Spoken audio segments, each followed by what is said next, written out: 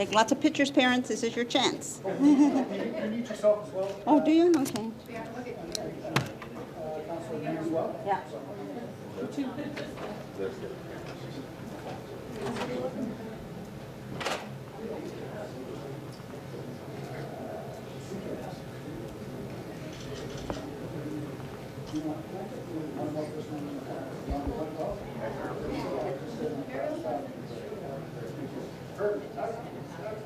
And eyes here, wonderful smiles, everyone, nice smiles.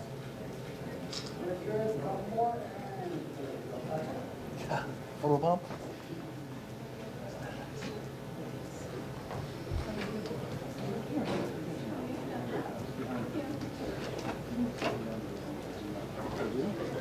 Thank you.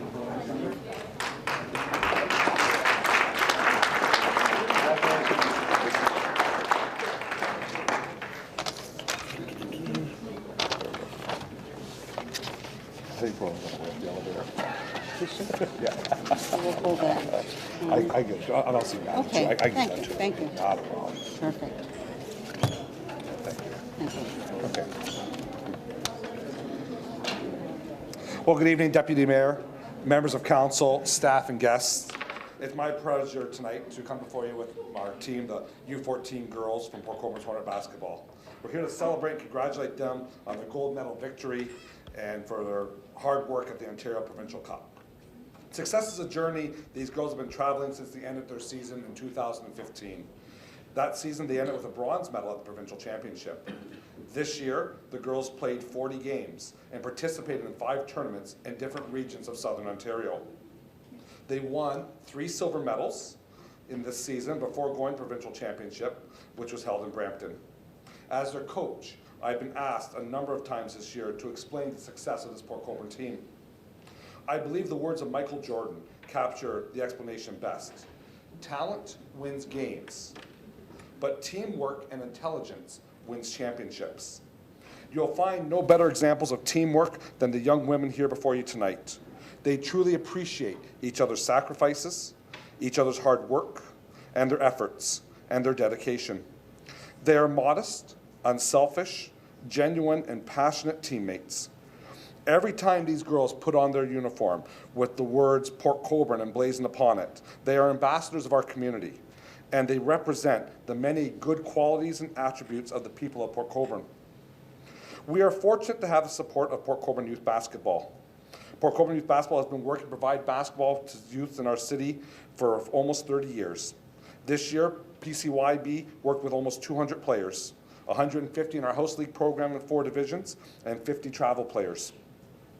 We are blessed to have the support of 20 local sponsors, and we have been pleased to work with program directors of the Y to use the Vail Center for our House League program and for travel games. Many times I've heard many visitors to our city when they come for our travel games to talk about the center and how fortunate we are to have an access to a facility like it. Thank you for this opportunity and for Council's recognition of our gold medal achievements.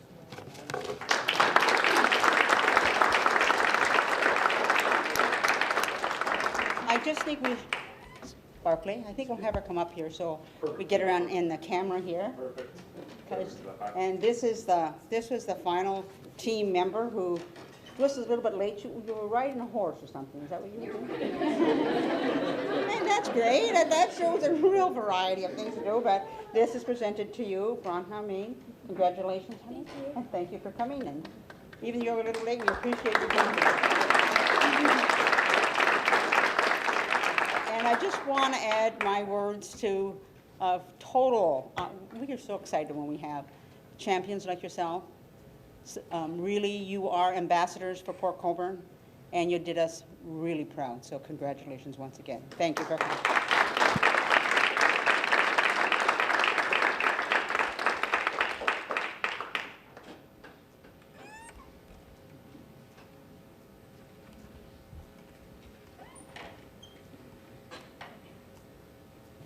Thank you. And next on our agenda, we have 3 delegations. I just want to remind the delegations that you have a maximum of 10 minutes to make your presentation to all of us. And the first one is Councillor Frank Danch.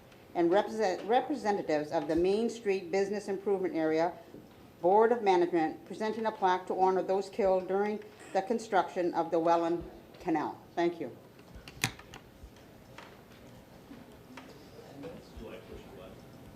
I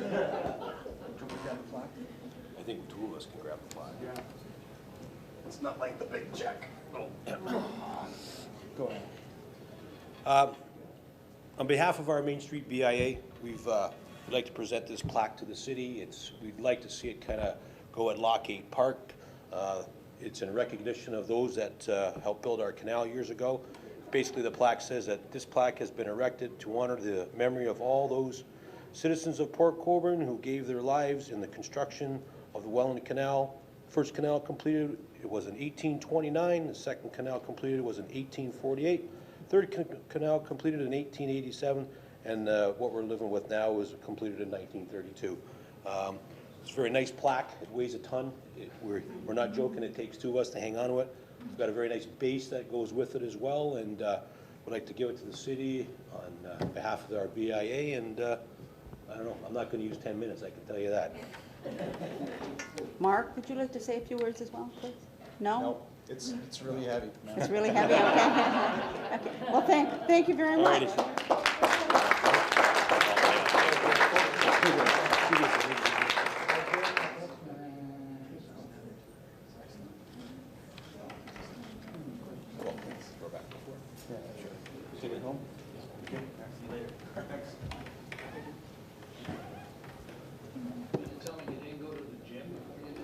Tuesdays and Thursdays.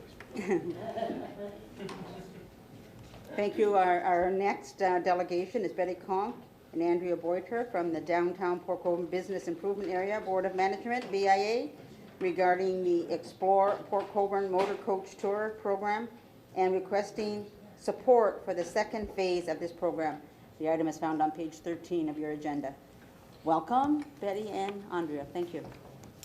Thank you very much. Good evening, Deputy Mayor, Council, staff, and guests.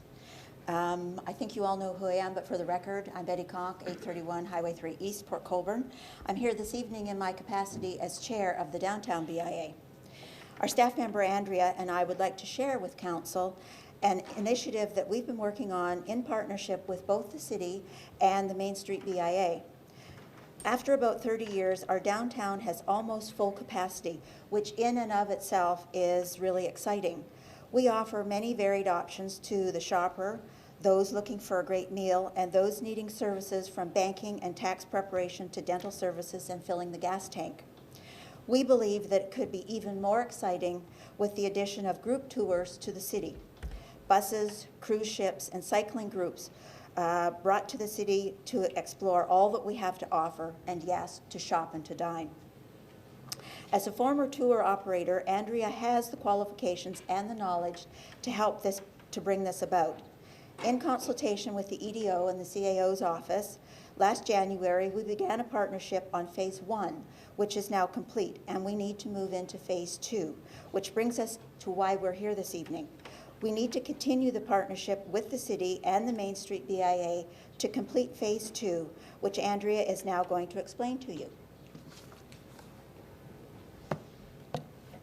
I might take up a little bit more time than Frank and Mark, but I'll try to make it pretty quick. So I wanted to just tell you a little bit about phase 1 and what that accomplished. As we know, we might not have seen a lot of motor coaches in Port Colborne the last couple of years, but that doesn't mean that they're not out there. All you have to do is drive down Niagara Parkway in Niagara Falls in the summertime and you'll see dozens that you'll get stuck behind. And what we'd like to do is see how we can get a few of those from Niagara Falls to Port Colborne. Some of the tour operators that go to Simcoe and Tillsonburg and Brantford, Port Dover, how we can get them here. So that's what we've been working on. Phase 1 is completed. We went through, we made a group-friendly directory that just highlighted all of the different services, businesses, restaurants, attractions that might be of interest to groups coming in. We put together a few sample itineraries. Basically, this just provides tour operators with an easy-to-view idea of what there is to offer in Port Colborne. We can list all the different attractions, restaurants, but to have it put together into itineraries makes it a lot easier for them to visualize. And we put all that together into a community profile sheet. The community profile sheet is specifically designed for tour operators.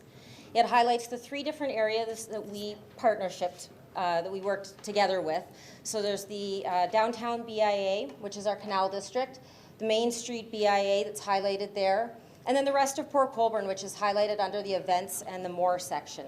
So that shows that we're a fair trade city. It tells them that we're Canada's ultimate fishing town, that we have a great arts and culture route, and all the different things that are offered there. On the back of the profile sheet is where we highlight just a few of the sample itineraries.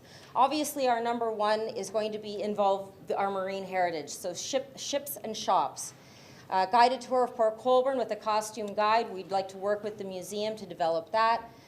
Dinner and a show. We've got Showboat Festival Theatre as well as the Port Colborne Operatic Society, both on board to bring groups in. Treasure hunting is another one. Antiquing is really big, so we've got some great thrift and antique stores. And then, of course, our culinary trail is a fantastic way to highlight both Main Street, West Street, and the different things that we have in our city limits.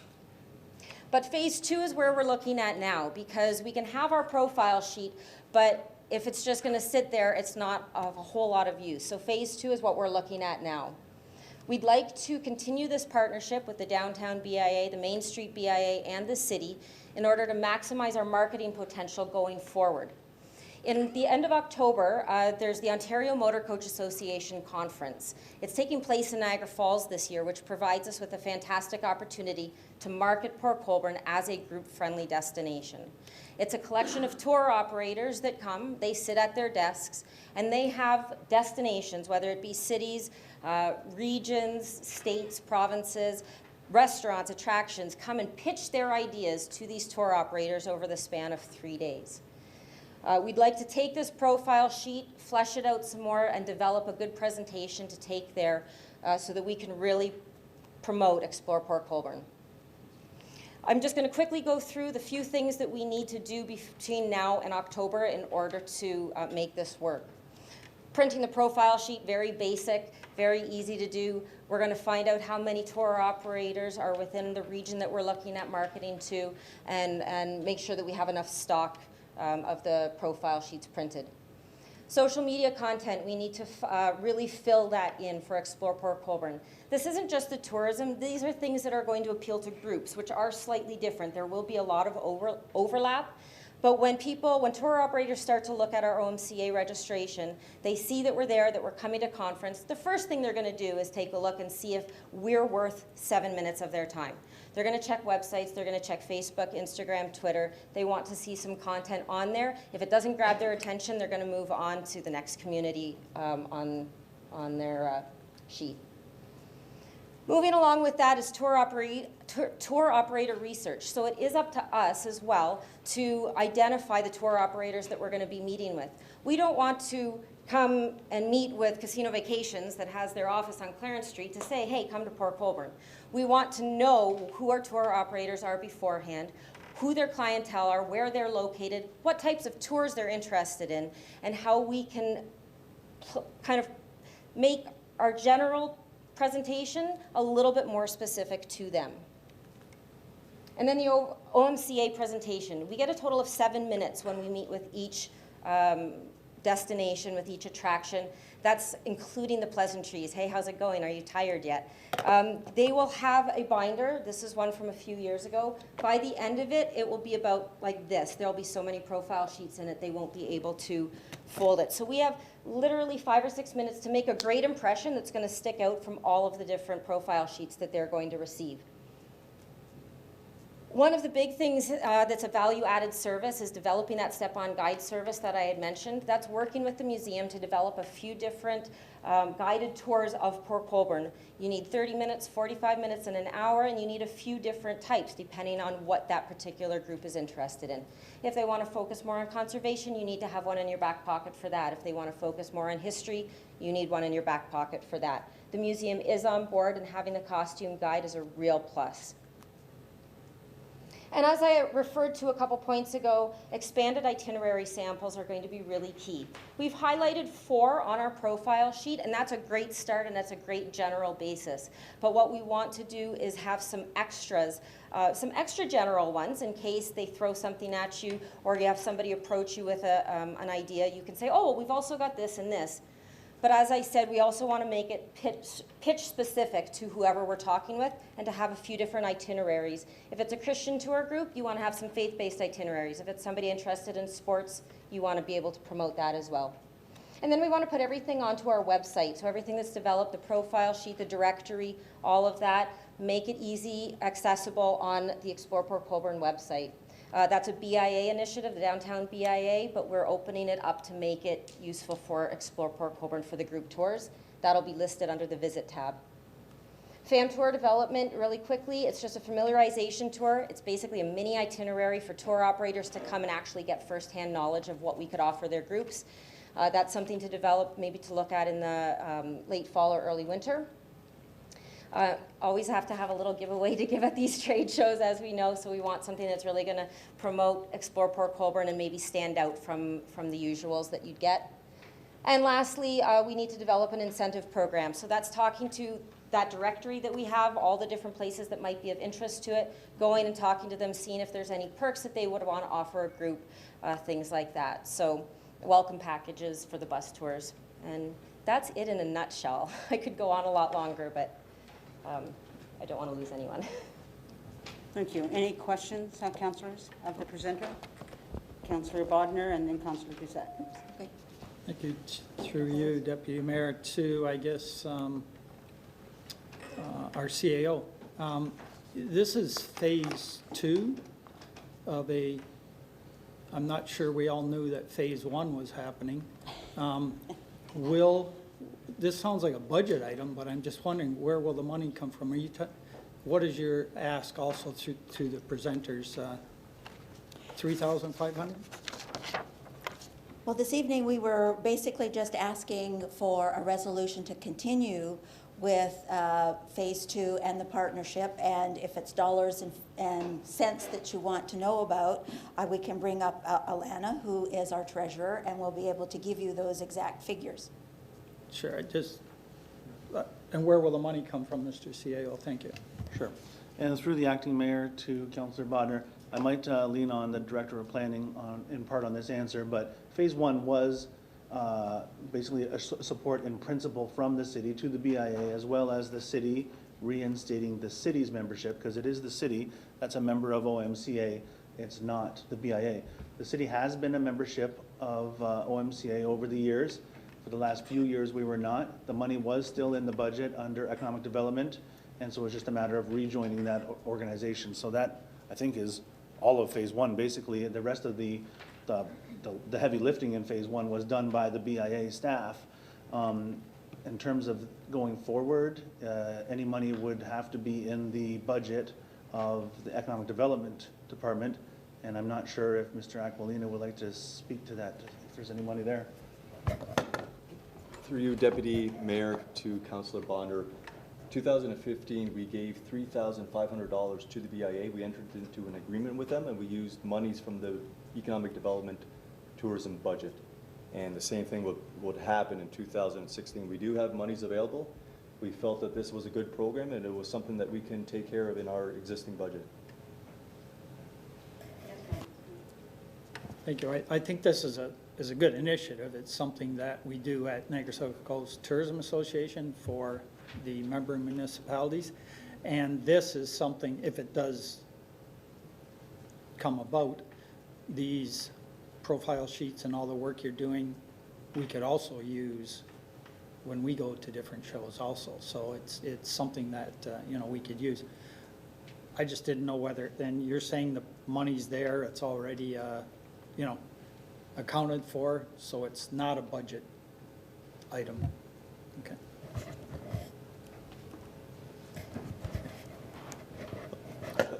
Just if I may add, Deputy Mayor, Yeah. it is a budget item, but we have monies in the budget to cover this. So it would be a continuation, the 2016 budget will be a continuation of what was funded in 2015. We have new monies now. Thank you, Mr. Aquilina, and I believe Councillor Doucette was next. Thank you. Thank you very much, Madam Deputy Mayor. You were talking about a website. Is that going to be in our website, or do you want us to add a link to send people to it? When they come to Port Colborne, it'd be a good idea if we had some kind of link that went to your website so they could do both, actually. Absolutely, and I think that we would in turn be doing the same, having a link to the city's website. It's just a place where it's a little separate from all the city hall stuff, the resident information, and it's a little bit more group friendly because it's all in one place. Yeah. The only thing I was thinking of was getting those links so they can go from one to the other. Absolutely, yeah. Okay. Councillor Elliott? Thank you, Mayor. Excuse me. Through to Andrea and Betty. I'm the council rep for the downtown BIA, and just so that people don't get the wrong idea that this is just the city funding the BIA, could you explain the financial partnership that exists between Main Street BIA and downtown BIA and the city, and what the BIA's contribution is to this exercise as well? Sure. Okay. It's my understanding that there was equal buy-in to this. So the downtown Port Colborne BIA contributed one day. The city matched that in terms of work and pay, like, you know, money in order for it to be accomplished. And the Main Street BIA contributed a half day, and the city matched the Main Street BIA's contribution. So it was 3 days a week from January till May, or the 1st of May. Okay. Cool. Okay. Perfect. Thanks. Just so that people don't think that this is just a one-way street, and it really is a worthwhile effort, as Councillor Bonner said, and it's stuff that the South Coast Tourism Association looks after too. But it's something that is a partnership, a true partnership between 3 distinct areas with the city and the 2 BIAs, which I don't think has happened prior to this, to the extent that you're actually going out and seeking bus tours to come into town. So this is going to be, I'll say, a triple win, because it can be a win for all 3 sectors, both BIAs and the city as a whole, and all retailers, whether they be in downtown Main Street, restaurants, or wherever they be. So it's a fantastic ask, and as Dan said, we've got the money in the budget. Can you just tell us if phase 1 is completed? Yeah. And your success level that I guess you see in it? Yeah, absolutely. Phase 1 is done. Phase 1 involved was the culmination was the profile sheet, and I know it just looks like it's one sheet front and back, but there was quite a bit of work put into that. We had to meet. I spent time on Main Street. I went into different shops. I checked out different restaurants and got menu items from them, talked to them about the logistics of holding a bus. And, you know, if you think about it, there's not a whole lot of places in Port Colborne that can accommodate a bus. I know Greg Passant joked that he's got enough room upstairs, he'll carry people up on his back if he has to. But we also looked at other options such as catering. Main Street doesn't have as much as the downtown does, so we were trying to find other ways to do that. I talked to Primos. I had talked to, Country Kettle and different things like that, but I had been out there. We talked to Bremfields about what they could contribute in terms of welcome packages, catering options for everything from Italy and Archie's to, Walters and different things. So there was all of those face-to-face visits, talking, phone calls, logistics, meetings with the museum to make sure that they were going to be on board, because if the museum is not on board, then you're not going to have anything. Talking with the Operatic Society, yes, they are totally open to buses, and talking to Showboat and their group tours out at Lighthouse, because Showboat here we haven't had a lot of buses lately. So there was a lot of background work identifying art galleries that can take buses, meeting with the art routes and the people on there. And then putting it all together in the profile sheet. That has to match a specific format for OMCA, for the marketplace. So I was in contact with them as well. I sat for several years, like 5 years, on the other side of the table. So I know what tour operators are looking for and what they're going to scrap and throw out when you've got that binder filled at the end. It's a whole other side from the other side of it. So I really relied on some of the contacts that I had at OMCA and the resources there to make sure that it was developed properly and in a clear and easy to read format. So.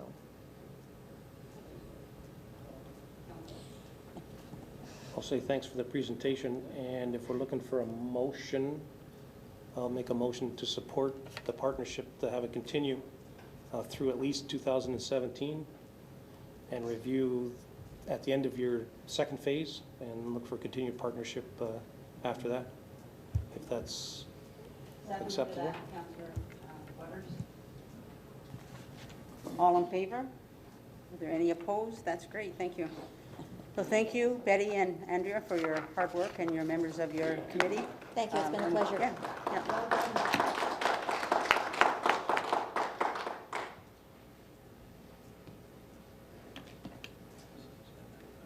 Our next delegation is Pat Bowman and Lori Pye, Arlene Lassard, Carol Black, Grizzly.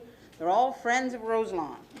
And they're presenting a check to us from funds raised through their capital campaign for the preservation, restoration, and capital improvements to the Roselawn Center. Welcome. Good evening, Deputy Mayor, City Councilors, with the button. Right in the middle of it right now. Oh, okay.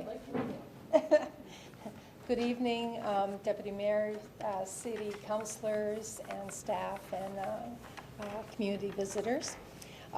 We represent the Friends of Roselawn, so I'd like to introduce our interim president, Lori Pye, and our treasurer, Pat Bowman, and our historian and artist, Carol Black Grizzly, and I'm Arlene Lassard, secretary and lead for the capital campaign.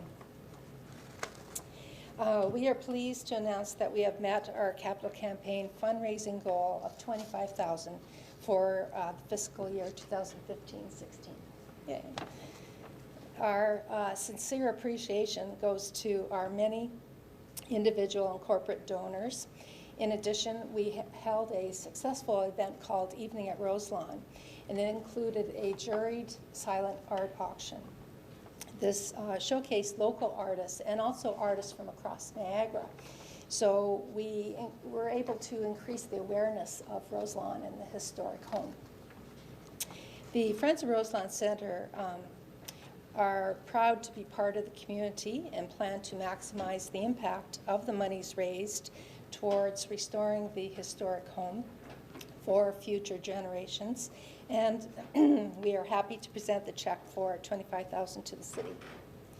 It's a strong community that supports our heritage and culture to improve quality of life for everyone. So thank you.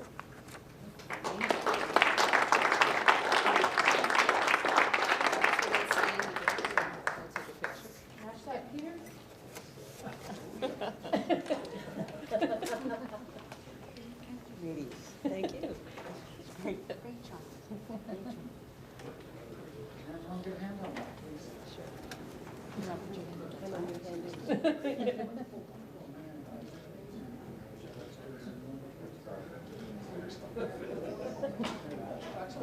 Thank you. That's a pretty good job. It is. That was great, Jen. Great job. Great job. Thank you. Thanks, Pete. Yes, no, I have to pay the balance. Peter, for your drawer.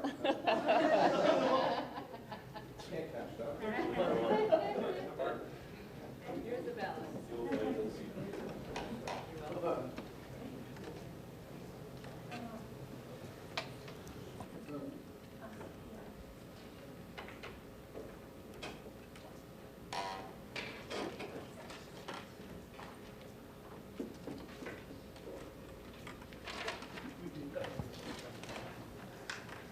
Many thanks, Friends of Roselawn, for that contribution, and we have lots of work to do there, and we certainly know it. And Mr. Hakeem is going to make sure that that's put to good use, right? Thank you. Thanks once again. Yes, Councillor Bodnar. Thank you. Acting Deputy Mayor. I had the great pleasure of working with those 4 ladies that are there and many other on that group. And this is a great example of what a small group of dedicated people that believe in a project, what they can do. That's a lot of money. That's a lot of money. And, you know, it'll be put to very good use, as you know, because you know what needs to be done. And Peter, maybe we should give them back that check because they might need it again to present it to city at some time in the future if they raise some more funds. Just saying, so congratulations. Thank you very much. Thank you, Councillor Bodnar. Anybody else have comments that way? Anybody down here? Thank you. Excellent work. Lots of hard work. And we thank you for that.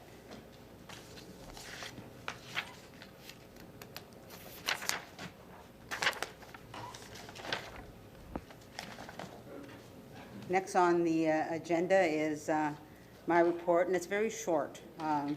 So I'm just going to tell you that I was pleased today. I was taking the grade 1 students of St. Patrick School a tour of City Hall, showing them the first floor, second floor, and third. They all got to sit in the mayor's chair and wear the chain of office and get their pictures taken. But during all that time, the mayor came in, and he came to City Hall to pay a visit. He spoke to our CAO and to his assistant Nancy Giles, and he's looking great. And he expects to be back to duty here at City Hall by the end of June. So that's really good news. Also, this week we received a copy of correspondence from MPP Cindy Forster, addressed to Chief Jeffrey Maguire concerning the ATVs in Port Colborne, specifically to the north of Clarence Street. And Chief Maguire copied us on this, and we've set up a meeting for this Friday about those ATVs, and we'll be meeting with Staff Sergeant Healy to discuss this further. And that's all my comments for tonight. Madam Clerk, did we hear from our regional councillor today? Okay, our regional councillor is not here, so we'll move on to councillors' items. Do we have any items to discuss this evening? Councillor Maine. No, you looked at me, that was enough. Did I look at you? Through you, Deputy Mayor, I'll start out with the small stuff first. I do have a bunch here, and I apologize. This one's to the chief. Chief, the tanker finally is gone, the old tanker. To Councillor Maine, through your worship, Deputy Mayor. Yes, the old tanker has been sold. It went to New Brunswick, and the money has been paid to us and put in the hands of the treasurer. He seems to be getting a lot of money lately. So. Well, he's like that. The other question, while we're on the topic of fire trucks, we were discussing over lunch about being able to fit a garbage truck down some of those fire lanes. Now, your largest truck would be the tanker, size-wise, or would the rescue truck be the largest? Again, through you, Deputy Mayor, all of our trucks are relatively the same size. The ladder truck would be the highest, based on the fact the ladder's on the top of it. Width-wise, they're very similar in size. They're square now versus longer in length, but normally would be any one of our trucks. But I did speak to Councillor Bodnar prior to tonight's meeting, if I could, just relay that conversation. We do check the properties, the fire lanes from time to time over the course of the summer and certainly in the winter to ensure that we do have access to them. I'm not going to lie and say that at times it's very, very tight, but we've tried to be careful with what we ask the people on the fire lanes in particular with regards to changing walls and or cutting down trees. When we initiated the initial introduction of the bylaw and the enforcement of the bylaw, there was a number of changes that were taken within the fire lanes as a result of we couldn't get through or very close. There was walls removed, replaced, there was trees cut down. For the most part, most residents are in compliance, but there are areas that are tight, and we will be doing another route, and when we do that, we send a truck down to ensure that we can get down the lanes. Thank you so much. And through Deputy Mayor, back to the chief. So in your opinion, would we have any trouble getting a garbage truck down those fire lanes? Again, through you, Deputy Mayor, I don't think a garbage truck is the same width or the height in most cases as a fire truck. I think it may be challenging at times because of them trying to maneuver to get the garbage off the roads and so on, off the driveways and so on. But again, I would think not having witnessed them go down and or having trouble going down, or having, for that matter of fact, ever had it reported to me, I would have to think that they could probably get down. There may be times they may get into a tree branch or two, based on the fact that they're difficult to control because of wind and breakage and things of that nature. Thank you so much. Question 2, to you, Deputy Mayor, to, I don't know who's in charge of the Welland SPCA. Now, I know we give out in the budget around $160,000 plus a year that goes to the SPCA.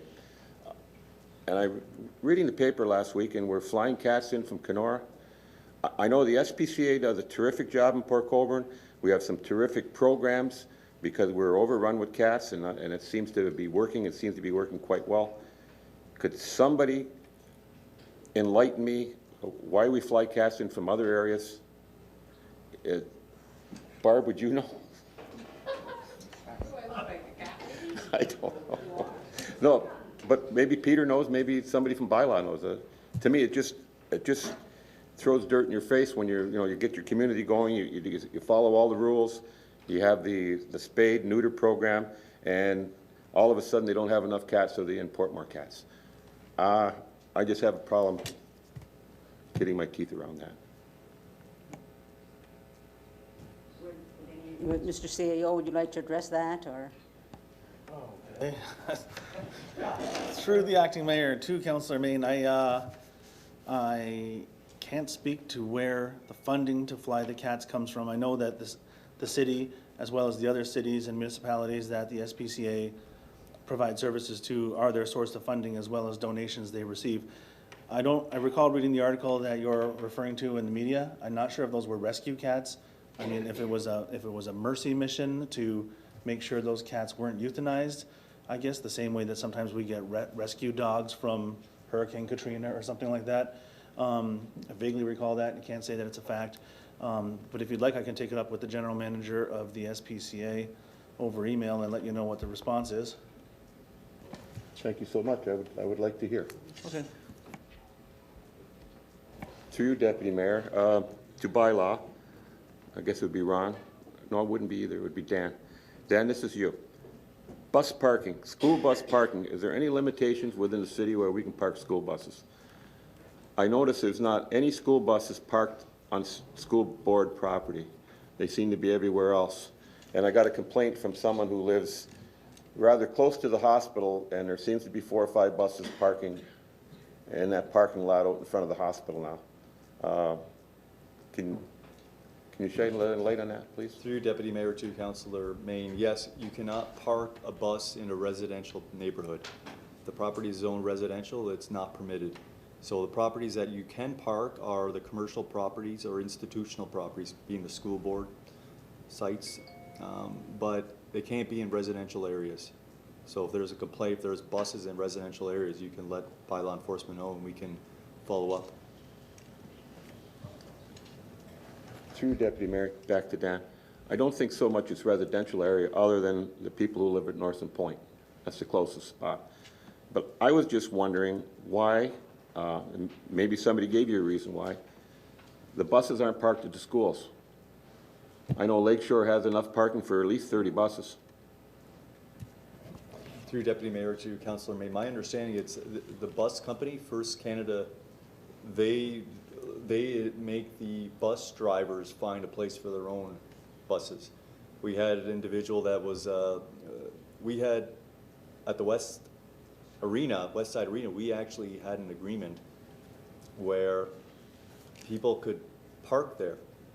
However, they weren't zoned for that property. So a property owner with the former CEO came to an agreement to have the buses parked on his commercial property.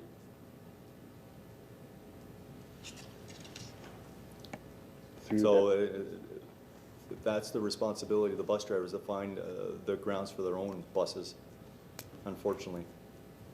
It just seemed a little bizarre that they can park 3 blocks down from the school, and they can't use the parking lot after hours for the schools, and the same goes for the high schools, which have plenty of parking for school buses. It just seems a little bit bizarre, but that's the way it is, that's the way it is. Thank you very much, Dan, appreciate it. So this is the deputy mayor's job, I guess, today. Through you, acting deputy mayor, acting mayor, sidewalks. I got Dave wound up pretty good just before the meeting started about what responsibilities of council were. Then I was rather quickly told that my responsibility as councillor is to protect the assets of the city. And having said that, sidewalks have become a problem. I posted a few emails this week, and I've got complaints before that I didn't post because they didn't come in email form, of people stumbling and falling on our city sidewalks, opening up for all types of liability. And I know it's tough. We've got a lot of construction going on. I can give a good example in front of Meridian that when they did patch the sidewalk, they did not report that they'd heaved the sidewalk and somebody tripped on it. Little things like that. I think we really have to have a really, really good look at it. We have to really move ahead, especially in the downtown area, where the sidewalks are just getting to be horrendous.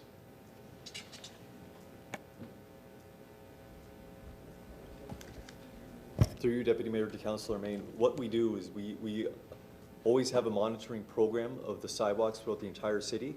And if there's any indication that there's areas that are unsafe, we mark those areas for insurance purposes. So if you see any sidewalks, that'd be very kind of you to let us know so we can get out there and monitor them and follow up so there is no trip hazards. Thanks, Dan. I need to bring her up, Deputy Mayor. Thank you so much. Councillor Butters, you're next. Thank you, Madam Acting Mayor. Through you to Chief Cartwright. Chief Cartwright, if you would be so kind to give us an update on the door-to-door campaign for the smoke alarms and carbon monoxide alarms, please. Through you, Deputy Mayor of the Council. Thank you very much, Councillor Butters. It's kind of a good news, bad news issue. As you're aware, over the years, we've had an ongoing issue with regards to smoke alarms and carbon monoxide alarms in the city. We've expanded the program this year to take in the larger portion of the rural area and using our volunteer firefighters to do that. Over the course of the winter, the volunteers are trained as to how to do an inspection in a home and do proper installations of smoke and carbon monoxide alarms. And together with the full-time guys who are also trained to do preliminary fire inspections in all of our commercial and industrial buildings within the city. As of May 1st, we started both of those programs. I'd just like to say that the rural program is showing that we're currently right now at 61% failure in compliance. Obviously, that's a very short window. We've only had just over a week, but nonetheless, it is a bit concerning to myself. With regards to the full-time guys doing the in-service inspections, we've identified all the multi-residential buildings as a first priority. And the first two that we went into, one of them with a 9-unit building, none of them had working smoke alarms. Another one, there was 7, 6 of which didn't work. Very concerning. The owners of those multi-residential buildings are going to be charged under the Ontario Fire Code, and we're hoping to be successful and get substantial fines. The residential component is somewhat different in the sense that what we do is we go door to door. We offered the opportunity to have an inspection done free of charge.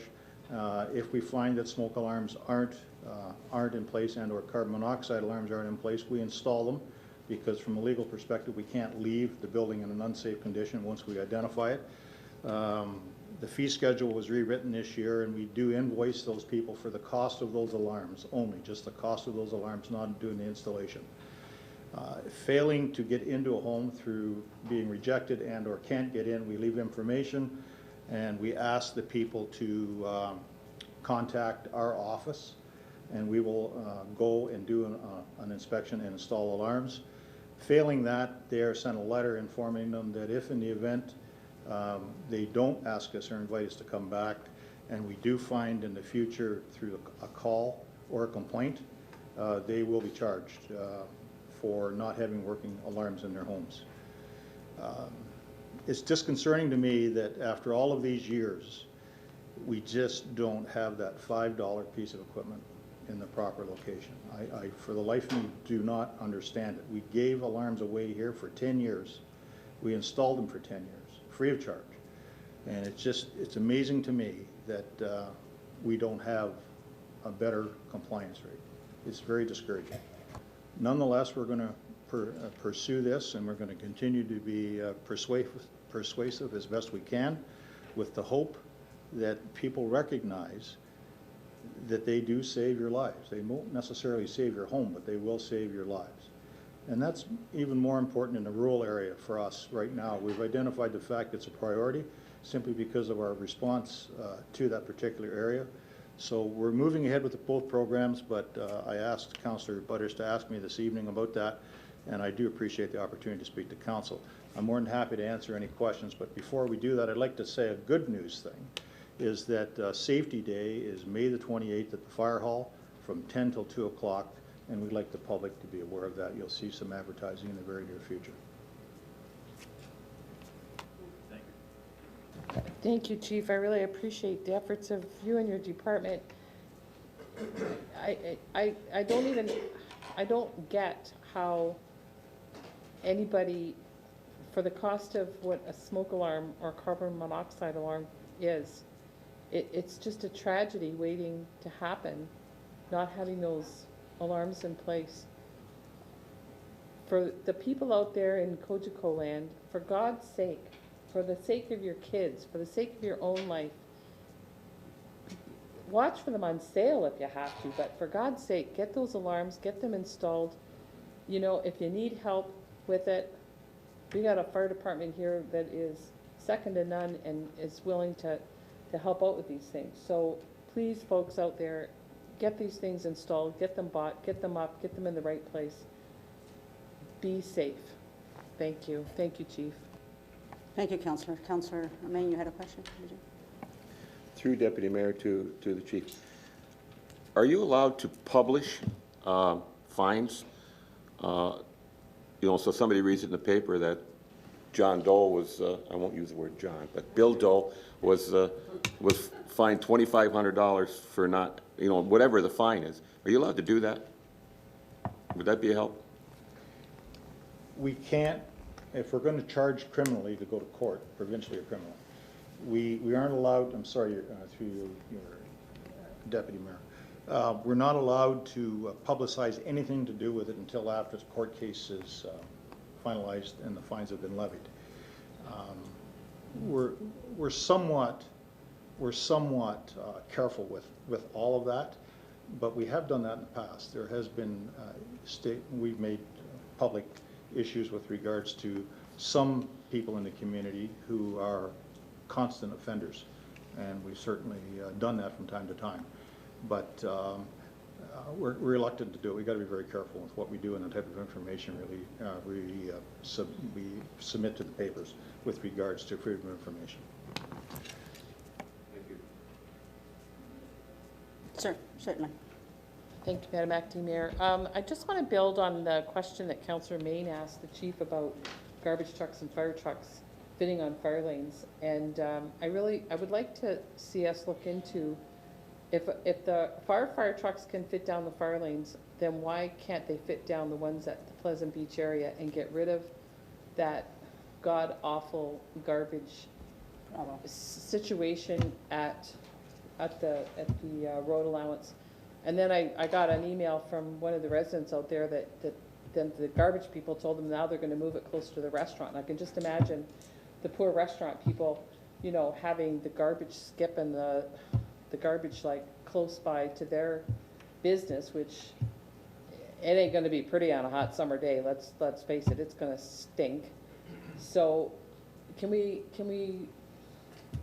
go and look to seeing why they can't come down those fire lanes and just eliminate that whole Pleasant Beach garbage stuff.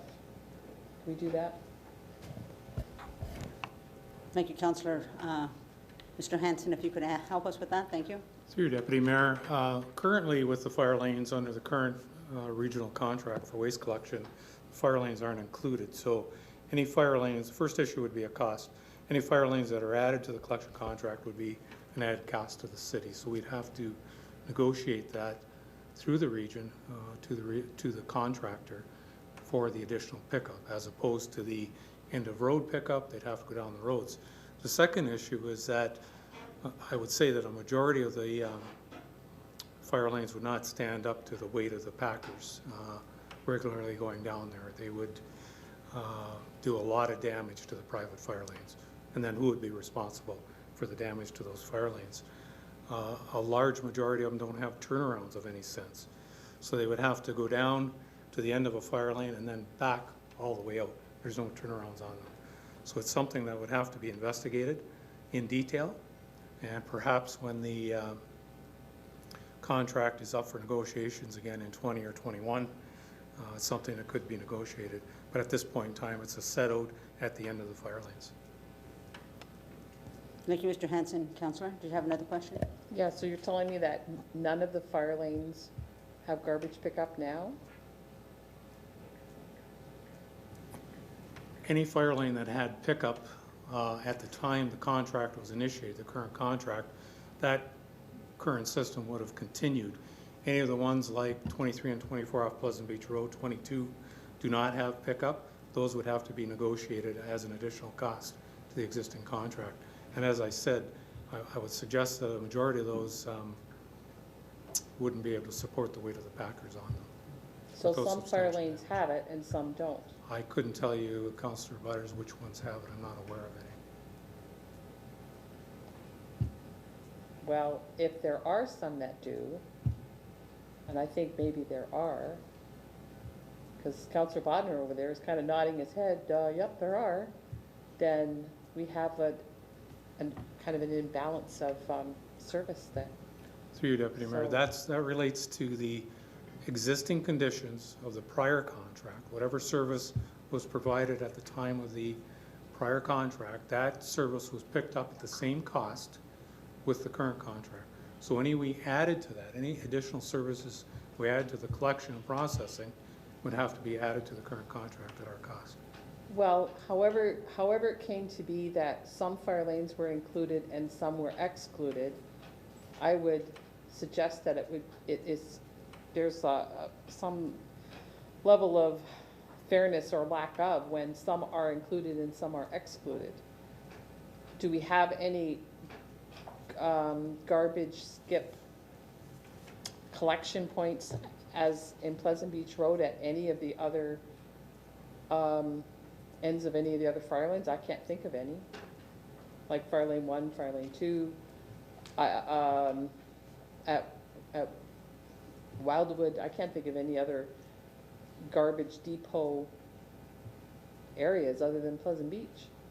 So that tells me that the garbage on all those other fire lanes, and there's 20 odd of them, it's being collected somehow, somewhere, with the exception of Pleasant Beach fire lanes. I'm just going by what I see and what I don't see. I don't see other depots at the end of those road allowances or anywhere else that I'm aware of other than Pleasant Beach. Is that right, or am I missing something here? Through Deputy Mayor, we could take a look at the current service that's out there.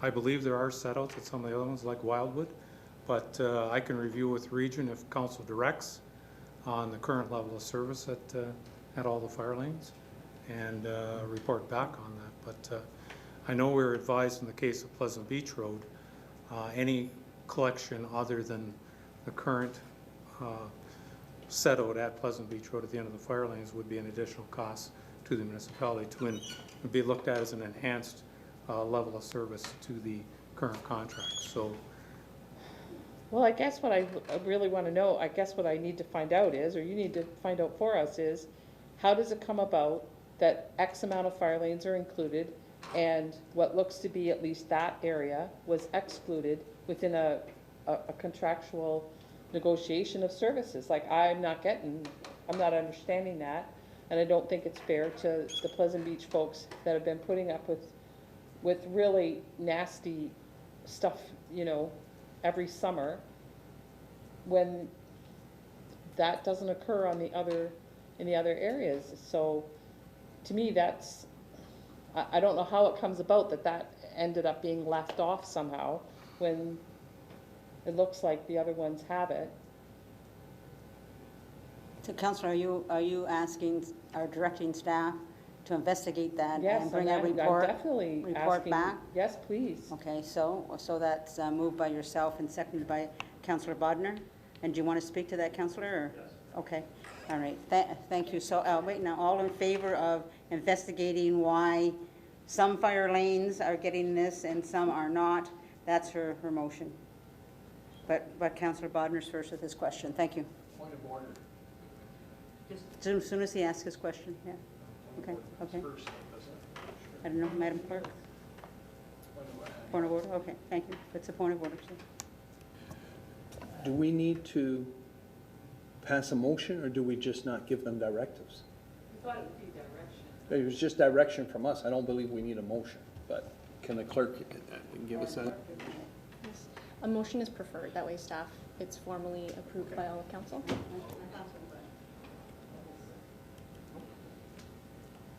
Sorry, Councillor Bodnar, you had a question or a point you'd like to make? Thank you. Thank you, Acting Mayor. I guess just a couple of responses. I agree with Councillor Butters that Pleasant Beach situation, nobody would want a garbage skip anywhere near their house. And what it does is it draws a lot of people that have garbage that don't even live there that might want to just throw it out because it gets full and there's bags all over, so people just bring it there and drop it there. To the fire lane situation, yes, there was fire lanes that were included historically, I guess would be the word. They always did have pickup. The one I live on has pickup. And our fire lane can take those heavy trucks. I would suspect that some of the fire lanes would put up their hand and say, we don't want a garbage truck down there, because they do. If your fire lane doesn't have that base, it doesn't take long for those huge potholes to occur. So there may be some that simply don't want it just because they haven't kept up their fire lane or whatever. So, but I think we should have that explanation of why. And also, I think if we're going to look at enhanced service, I think Mr. Hanson alluded to 2020, is it coming up for renewal, or at some point? Anyways, we need to start way in advance of that if we're going to wait till that long, not a short time before it comes up, just so that some of the fire lanes may choose to enhance their fire lane if they can get, garbage collection. And matter of fact, I think we should encourage them, and especially in that Pleasant Beach area. It would alleviate a huge problem down there. So I'm all in favor of looking into it and see what we come up with. Thank you. And to the mover and the seconder of this motion, could we ask Mr. Hanson to also investigate just regular pickup at that bin by waste management or regional waste management who collects the garbage for us? Just so not to have a fire truck go down there, but every week they go to that bin and they pick up the garbage and they get rid of it. Okay, can you include that in your report back to us? I would appreciate that. If that's okay with the mover and the seconder, okay with that, adding that? If it's being moved. Okay, okay. Thank you. Is that okay? Deputy Mayor, Bylaws is working with the residents down there to put the wheeled carts and the dumpster in an appropriate place, because they're trying to accommodate the parking that was approved by council at the last meeting. So there's been some discussions down there on the location for it. So that's ongoing. The waste is collected on Monday mornings at the present time at the end of Pleasant Beach Road. It's all collected there now by the present contractor, if that answers the question. Councillor Bodnar. Just one more through you to Mr. Hanson. Ron, is the restaurant that's there included in those discussions? Do they know what's going on? Because it is a nice little restaurant with a patio and, you know, if the garbage is moved closer, they should at least have input in there, and I wouldn't like to see it move closer, but just if they aren't included, maybe they could be at least alerted to what's going on. Thank you. Through you, Deputy Mayor, to answer that question, I think the consensus was there was going to be a public meeting, so they're going to talk to everybody that's involved down there before anything's implemented. I think the recommendation of the report said that we recommend these changes be made, but we'll have a public meeting to get all the input and determine if everybody's satisfied with it. And the waste collection will be part of that process. So, Councillor Butters, just for clarity, can you tell us what your motion or staff direction is to staff, and then we'll clarify that with the seconder. And but we need clarity as to exactly what you want staff direction to be, what you want them to do. Thank you, Madam Acting Mayor.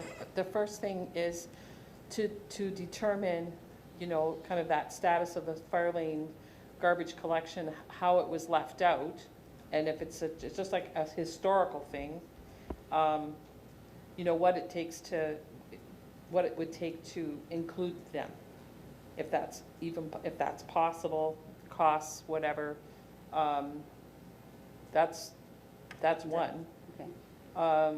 Then the next thing is that the residents there do think that garbage thing is going to be moved closer to the restaurant, outside of any public meeting, which hasn't happened yet. So clarify where that position of that garbage skip is going to be for at least for, you know, the next while anyway.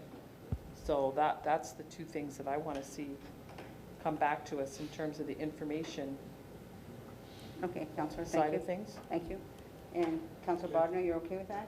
And Madam Clerk, is that, no? Okay. Like so what I'm a little bit worried is that the garbage people are going to just kind of, they're like, are you going to assure me that they're not going to just kind of unilaterally move the garbage thing without our input? Can you assure me that that won't happen?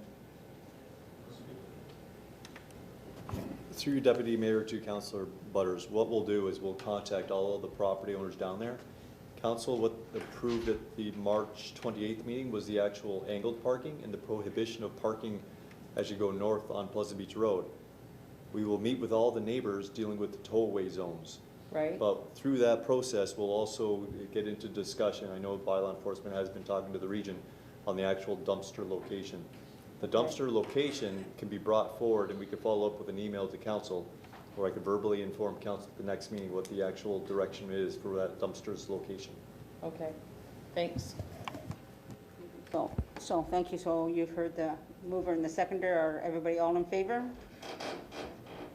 Is there any opposed? That would be none. That would be carried. Thank you.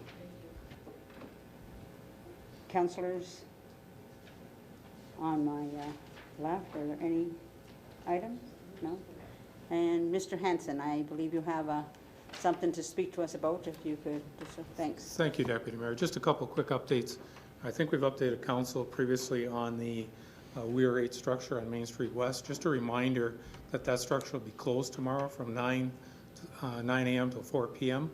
And the Seaways contractor is going to try to remediate the bump in the road, that the transition area between the bridge deck and the railway tracks. So that'll be underway tomorrow and be closed to traffic for the entire day. Secondly, I just wanted to put the reminder out there to members of the public with regards to our meter retrofit program. Everybody in the city that's on water meters, water service, has been getting notifications in terms of the meter retrofit. Unfortunately, we're having a bit of a poor response in some of the areas in terms of people with the notifications getting back to the contractor, making their appointments, and getting the meter retrofitted at no cost to themselves. So after numerous notices, we hang door reminders, we send notices, we stuff the mailboxes. After about 5 efforts to try to contact everybody, if we haven't had a response in a reasonable amount of time, unfortunately, some of the homes will be put on flat rate. We're under having to make the decision right now on a number in the first area that we did. There's about 4 left, so we need those people to make their appointments. We don't want to have to put anybody on a flat rate. It's about $650 per quarter, so it's substantial. So please, just a reminder to the public or anybody who calls members of council, make your appointments when you get the notifications in the mail. Call the number that's on the brochure and get your meter changed out. There's no cost to the public at all, so we just want to get this project done. It's going fairly well, other than the number that aren't getting the appointments made. So we just want to get that message out there for everybody. Thank you. Thank you. And just for those listening, remember what he said, it's $650 a quarter. You've been, given ample time, and so I sure hope that you come in compliance, because it's important for all of us.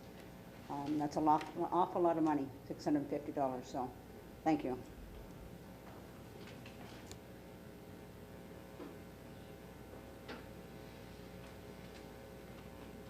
I believe that's it for that portion of our meeting, and now we're going to head into items that were pulled. And the first item pulled was item number 2, and Councillor Bodnar, I believe that you pulled that item. If you could speak to that, thank you. Thank you. Community and Corporate Services, Community Services Division, report number 2016-82. Subject, presentation, City of Port Colborne Arts and Culture Master Plan Draft Final Report. Thank you, Councillor. Moved by Councillor Bodnar, seconded by Councillor Butters. Councillor Bodnar. Yes, I believe we have a presentation this evening by Greg Baker. Baker. Okay. So. Yeah. And just a reminder, Greg, there's a 10-minute time limit, and we're starting your timer now. But welcome, and we're anxious to hear what you have to say to us this evening. Just push that little red button so you can be heard on COGECO land. Thank you. Okay. Deputy Mayor, members of council, staff, it is a pleasure to be here to present the draft final Arts and Culture Master Plan. I think I spoke at the beginning of the process and about halfway through, and so it's nice to be back to present the draft final. We began the process last August by striking a steering committee of staff and stakeholders and community members, a very strong steering committee.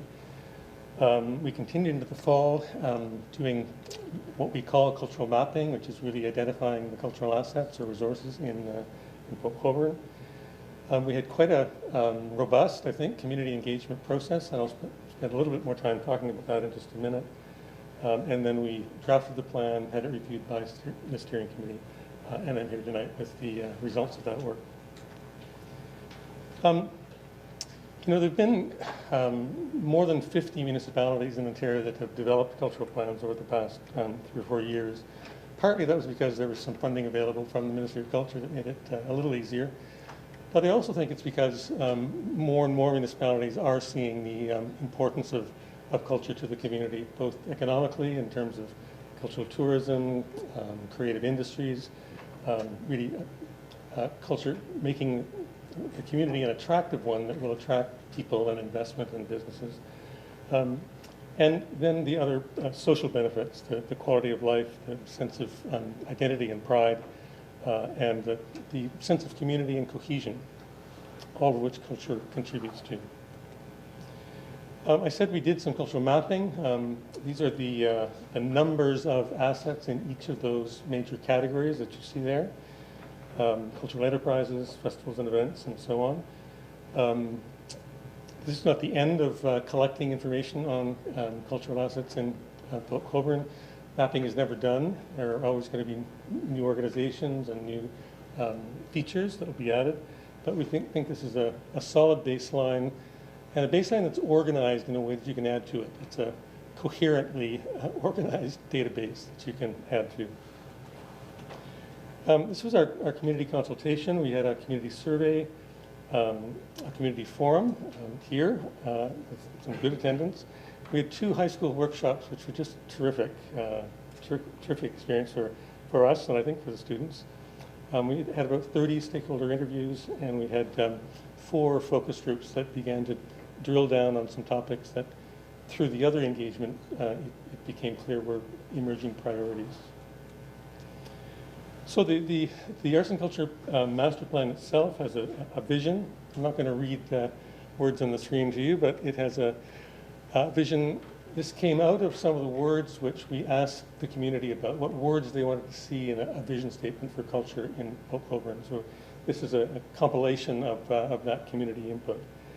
We also defined a city mandate. Now there's a single statement there, but in the plan, which you may have read, we've also identified some more specific roles of capacity building, of strategic partnerships, yes, of investment and facilities and so on. But it's a broad role which really speak to what we think of as a corporate plan, a plan that touches a number of departments, not just community services, and so a broader role for the city as a result. I'm not going to read all of these. We had 4 strategic directions, approximately 22 objectives, which fell out of those strategic directions, and over 50 more tactical actions, which again cascaded out of those strategic directions and actions. I think you have this in your package, and I'm happy to respond to any questions about any of these items.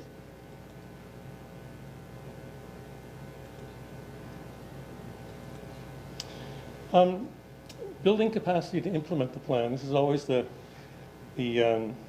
acid test of any plan. Is does it go on the shelf, or can you actually build the capacity in the city and in the community to move that agenda ahead? And we think these are some of the pieces you need to build that capacity. It's defining municipal roles, and not just community services, but trying to engage planning and economic development in this agenda. This next one is really critical. I think this is the most important thing that you need to think about next, which is a leadership group, a cross-sectoral leadership group, which would have council staff, the business community, the cultural community, really assigned to play a leadership role in moving this agenda ahead. Stakeholder networking sessions. We heard a lot about cultural organizations not talking to one another and knowing that they needed to begin to network and communicate more effectively. And we've recommended an annual cultural summit where there can be a kind of celebration of what's been accomplished over the past year, and an opportunity sighting, if you like, of some new opportunities that may have emerged since we finished the plan. And just to conclude, just a word on resources.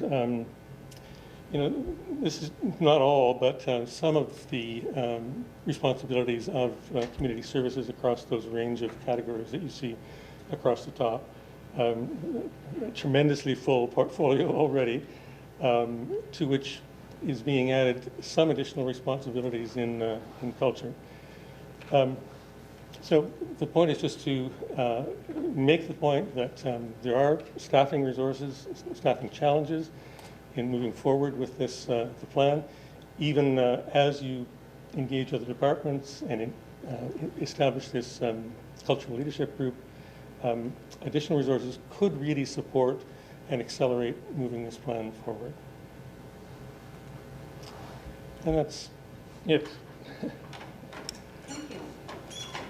Councillors, do you have any questions? Councillor Bodden? Thank you, Deputy Mayor. Just a statement to some of this. I think that that annual cultural get-together with different stakeholders is a great thing, and we shouldn't forget that. And when this is all done and finalized, we need to put that in place, pick a date, and do it. We have things like a cycling conference that I was at, where they've tried to do it once a year.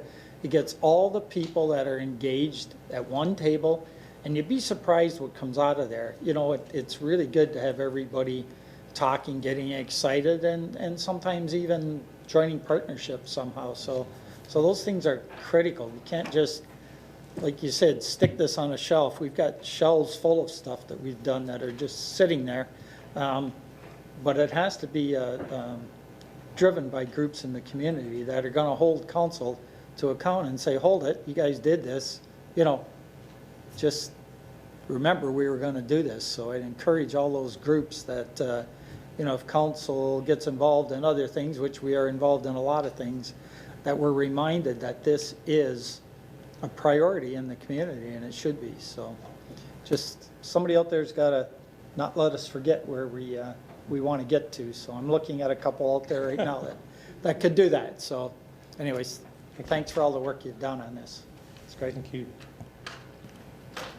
Councillor Elliott? Thank you, Deputy Mayor. Through you to Greg.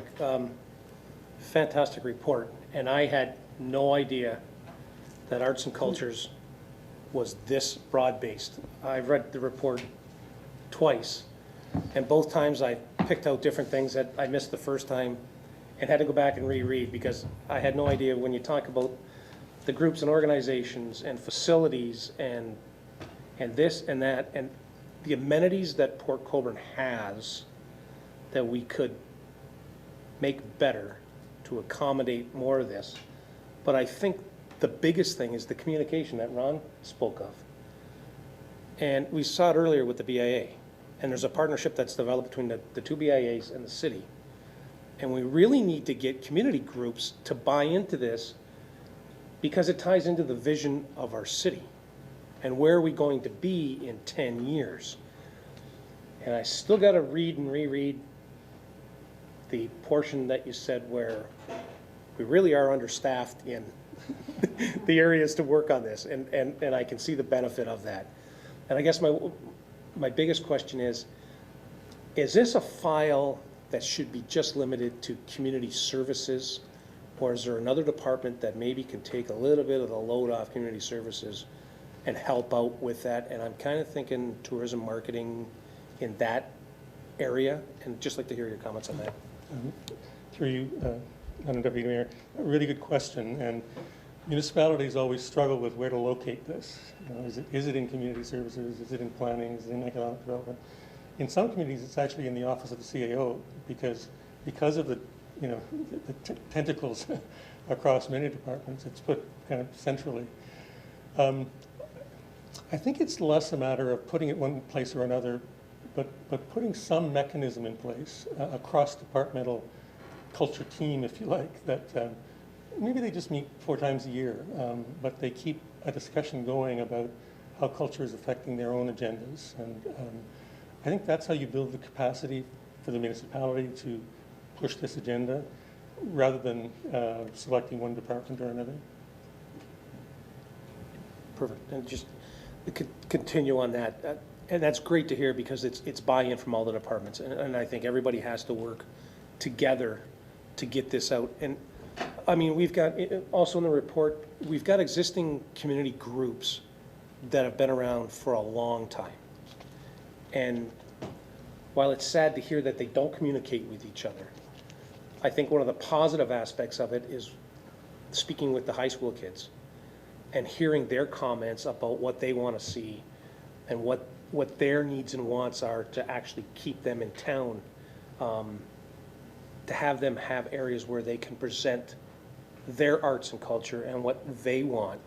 So here, we've got these existing groups that basically act in silos, and maybe we can use the younger folks as the conduit to break those silos down, because there's what they want, and they can partner in with the existing groups to say, hey, you guys have already done this, but here's what the younger kids want.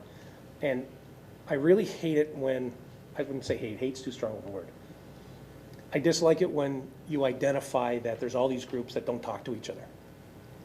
And when we're a small community, I kind of wonder, why does that happen? When everybody kind of knows each other and they still operate without talking to other groups, and how you can make an event stronger or make your community stronger with a larger conversation. So I'm glad you've included that, and I'm gonna have to read the report 2 or 3 more times to draw out everything, because it's got so much information on it. I would really encourage everybody to read it, citizens alike and staff and council for sure, because it identifies so many different areas that exist and we need to improve on. So thanks very much and great report. Through, Madam Mayor, thank you very much. I totally agree. But Councillor Bodnar has a comment as well. Thank you. Just because Dave reminded me of something that I forgot to say, that, you know, a community that embraces this, and there's examples which the presenter I'm sure could tell us, but communities that embrace arts and culture, it's huge dollars for the community if you get it right. This is a tourism driver, economic development driver. But you gotta be committed to it. And just to pick up on the groups that don't talk to one another, it may not be that they don't want to talk to one another, they just don't have the opportunity where there's that once or twice a year where people sit down and kind of just gab about it, and you know, and then from that could spin off a couple of groups working together. So it just may be that the opportunity isn't there to really get in a room and find out who the players are, and hey, they're a great group, maybe we'll partner up with them on something. So I think if we get it right, it's a big deal. Thanks. Thank you, Councillor, and thank you very much for a great presentation, and the read is very impressive. So thank you, and I agree with Councillor Elliott. Just to see the young people involved in that was fantastic, fantastic. Great, thank you. Okay, thank you very much.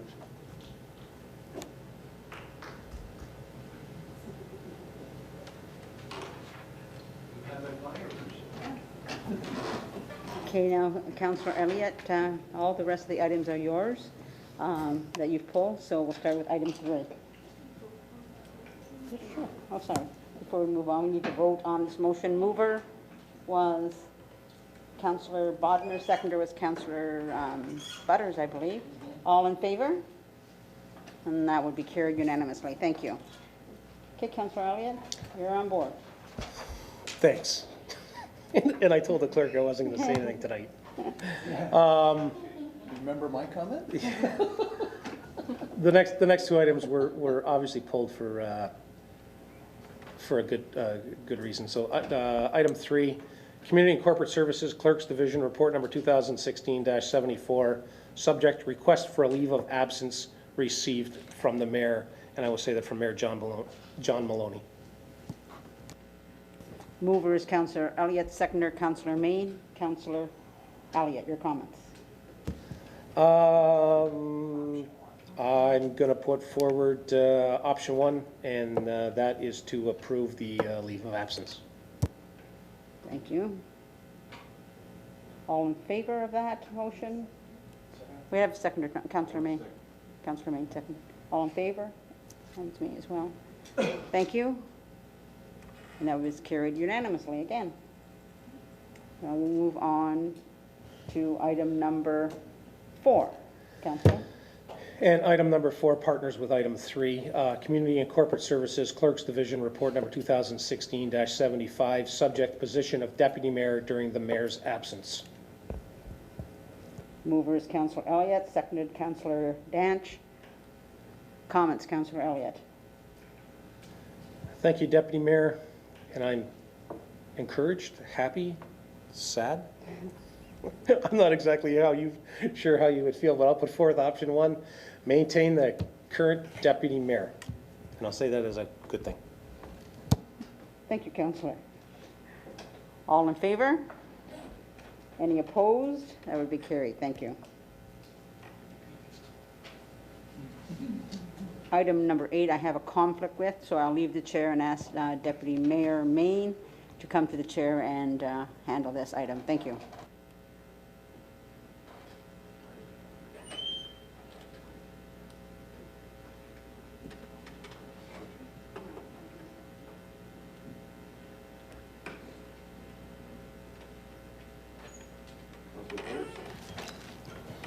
Thank you, Deputy Mayor Main. Planning and Development Bylaw Enforcement Division Report number 2016-78, subject encroachment request 268 and 260 West Street. Do we have a seconder? Ronnie Bodnar? Discussion? Just lifting this for the the acting mayor's conflict.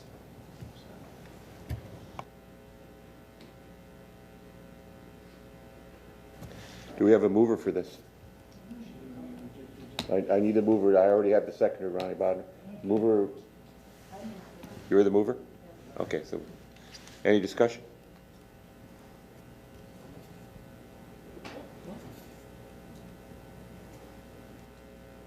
Well, I just have one thing to say after reading this. I would like to see this encroachment request looked at every year for the simple fact, when the CIP does come, is that going to change the existing boundary of the patio? That would be my only reason to have it redone, because I'm sure when the streetscape gets done, there's going to be a little bit of difference in measurements, and that would be what I would ask for. Any comments on that?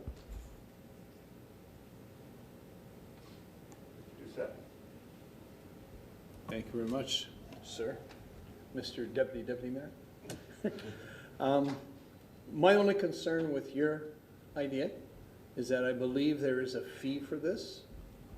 And if there is a fee for that and we requested it be reviewed every year, then they're gonna pay the fee every year. And I don't know if I agree with that. So if we're going to charge them a fee this year, then any other review that we do, I would hope there would not be another fee. Okay, because everyone else doesn't have to pay a fee over and over again. So, yeah. So I don't know. Councillor Elliott? Yes, there is an annual renewal fee of $50. Oh, there's an automatic annual renewal? Okay, well then, Yeah. forget that. I wasn't sure, I didn't know. Is there any other discussion? I just have a question to, from the chair here to Mr. Hanson, or maybe it's Mr. Aquilino. This is renewed every year anyway, I think, is it not? To a certain point? As far as... Through you, Deputy Mayor, this runs from May to October annually. That's when they're allowed to actually use the space for the patio and chairs. Then again, it starts in May to October. Having said that, what my concern was not because of the May to October, was that if the streetscape changes when the CIP comes, will the encroachment change? And that's what my main concern would be. Yes, we would review it once the CIP, once it's in place. That's obviously going to impact all the people that have patios out in the downtown. So depending on what the streetscape is, that we will then work towards the patios in the downtown. So they can change in size and dimension, all based on what the street furniture would be in the downtown. Okay, thank you very much. So we have a mover and a seconder. No more questions?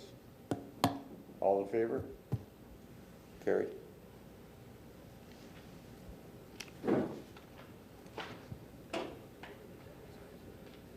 Mr. Elliott, you need a glass of water? Not yet. After this one. The acting mayor is coming back. Yes. That's it.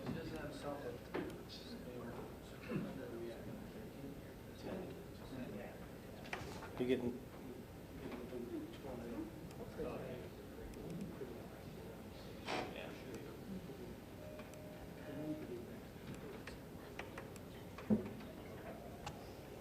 Okay, Councillor Elliott.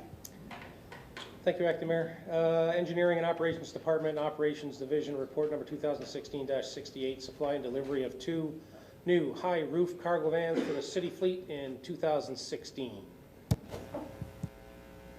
Movers, Councillor Elliott, seconder, Councillor Doucette, Councillor Elliott. Thank you, Madam Acting Mayor. I got my question answered because I hadn't had a chance in the last few days to get a hold of Ron, but I'll ask now that I pulled it. The reason why we have the high roof cargo vans instead of just regular vans, if you could just explain the reason why. Through your Deputy Mayor to Councillor Elliott. These two vans, these replacement vans, they're both mobile maintenance vehicles. One's for the maintenance crew that does all the work at the various facilities. All the tools are stored. They put cabinets and shelving in the high roof vans, and they're able to work with their equipment inside the van, prepare pipe fittings, this sort of thing, electrical work. Same with the second van, which is the wastewater van. This van has to tow the sewer rotting machine. It has to be fairly heavy duty, and also it can have different equipment, materials, and so on in it. So all the jobs they go to, everything's on hand, and they use them as mobile maintenance vehicles in each case. One of these replaces a 1989 wastewater van, which is pretty much no longer roadworthy, and the second one is a 2003 van, which is somewhat dated, and that'll be auctioned off, the second one.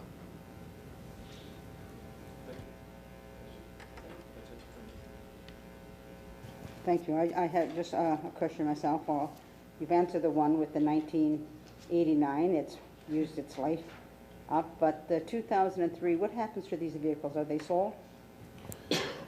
Through you, Deputy Mayor, it depends. We can repurpose a vehicle if there's a need within the fleet to hand it down and reuse it. If it still has a usable life, we'll do that. We'll hand it down to somebody that needs a replacement. In this case, this is 13 years old. It needs quite a bit of work, and it's not worth fixing to make it worthy for the fleet. So what we do in this case is take it to the auction, as they did with the fire truck and other vehicles, and auction it off and get whatever value we can from the vehicle auction. And just one more, Ron. What makes it not worth? Is it mileage? Is the mileage on it too high, or are there other things that influence, I guess, repair versus buying a new? It can be a combination of those things. A lot of the vehicles don't have particularly high mileage, but they may be in the state that our mechanics will take a look at it and see what the cost would be to keep it roadworthy, whether it be rust, engine maintenance, or whatever. So if it's deemed to be not roadworthy in terms of putting the money back into it to keep it on the road, we will auction it off. It could be a high mileage vehicle as well. We don't have a whole lot of those, but if it was beyond the 10 years, then we would look at replacing it based on the mileage as well. Thank you. Any other questions to this? Councilor Dench. Gas or diesel? I'm very happy to say they're both gasoline. The 1989 Grumman was actually a diesel truck that's being replaced. It's no longer in service. It's been a good machine in terms of roadworthiness, but it's no longer usable. So these are both gasoline vans. Thank you. So we've had a mover and a seconder. All in favor? And that would be carried. Thank you. Next item, Councillor Elliott. Item 13. Thank you. Thank you, Acting Mayor. Town of Fort Erie re-implementation of a binational pre-clearance initiative at the Peace Bridge. Request for support. Mover, Councillor Elliott. Seconder, Councillor Main. Councillor Elliott, questions or comments? Just a quick comment. I do believe that this was, this is obviously sent out by the city of, or Town of Fort Erie, excuse me. And I believe that their regional council brought out to regional council for support as well. But they kind of changed what they were asking for because the Peace Bridge is not the only international crossing in Niagara. There's also Queenston-Lewiston Bridge. So if I'm correct, did they not want to say that they would like to get pre-clearance initiative at both the Peace Bridge and Queenston-Lewiston Bridge because it was two international points? And I just wanted to bring it up to clarify. I got no problem supporting the town of Fort Erie in this initiative, but just to bring attention that we can support this, but also that we could support them looking at implementing a pre-clearance site at Queenston-Lewiston Bridges too. And if Acting Mayor Kenny wants to comment on that from the regional level, that would be good if you got anything else you want to add. I'd just like to add that we could just defer this, because next council meeting, the motion from the region that includes that bridge is coming forward. And that's probably the best one for us to support because it includes both of them. So I'll ask Madam Clerk, what will we do just defer then? Thank you. Thank you, Deputy Mayor. In that case, council could receive and file this correspondence and then consider supporting the resolution from the region at the next council meeting. Is Councillor, you're the mover, are you okay with that? Yeah, so Okay. do We just receive and file? Just receive and file, or do we receive and file? Just, then I'll move that we receive and file it and wait for the next item when it comes from Regional Council. Is that okay with the seconder? Council, oh, very good. All in favor then of that? And that would be carried as well. Thank you. Councillor Elliott, item 14. Thank you, Acting Mayor. It's a good thing I'm going to be quiet tonight, because we'd be home already. Municipality of South Dundas, Rural Economic Development, the RED, and requesting the Province of Ontario to reconsider the suspension of the RED program and integration into the Jobs and Prosperity Fund. Thank you. You're the mover, seconder, Councillor Bodnar, and Councillor Elliott. Your comments, please. Thank you, Acting Mayor. And I'm going to put this out to staff across the board. Your cause for concern, should you see any, I know that the Rural Economic Development Fund, I believe we have been winners in that we have received funding through it. I guess my biggest concern is on page 248 of your package. It says 2.3 project category, and the third item listed down is downtown revitalization plan, and I just want to know, does that refer to the development of the plan or the implementation of the plan, as we could get funding through that? And does any member of staff see an issue with the government changing how this is they're gonna roll this fund out from red to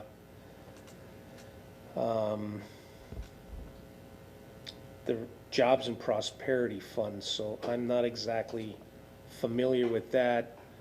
The RED program, I think we were. So just I'm looking for comment from staff if anybody has any comments on that. Mr. Aquilina, can you give us some direction? Thank you, Deputy Mayor to Councillor Elliott. And to be honest, I'm not 100% aware of the other program that they want to roll this into. I can inform Council that we did receive monies for the Rail on Apron study. We received, $50 some odd thousand. So the fact that they want to pull that out, what does that mean for the municipality? I can't honestly say that at the moment, but we will definitely look into it. I can follow up to Council and give information on if this is something that is a good thing or it's not a good thing. I don't have that information, to be honest with you right now. Okay, thank you, Mr. Aquilina. We're going to ask the CAO if he has some direction for us. Thank you. Sure. Through your worship to Councillor Elliott, and to add to Dan's comments, or to Mr. Aquilina's comments, sorry. I do know the Jobs and Prosperity Fund is a different program that does not have municipal eligibility.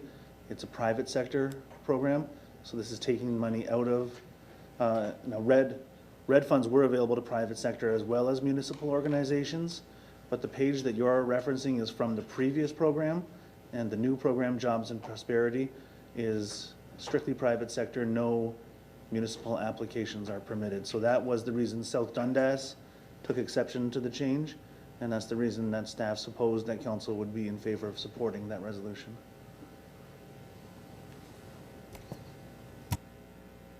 Back to me. Back to you, Councillor. Thank you, Acting Mayor. And Scott, thanks for that. And absolutely, wholeheartedly will support this as a rural, and I know sometimes we don't look at ourselves as that, but we are a rural municipality. We do need funding from as many opportunities as we can, and for them to pull this out from us and just apply it to private sector. Yeah, I would look for support on this for sure. And if we could maybe send a letter to Economic Development, and maybe copy our Member of Parliament and the Members of Parliament for all of Niagara, that we're disappointed in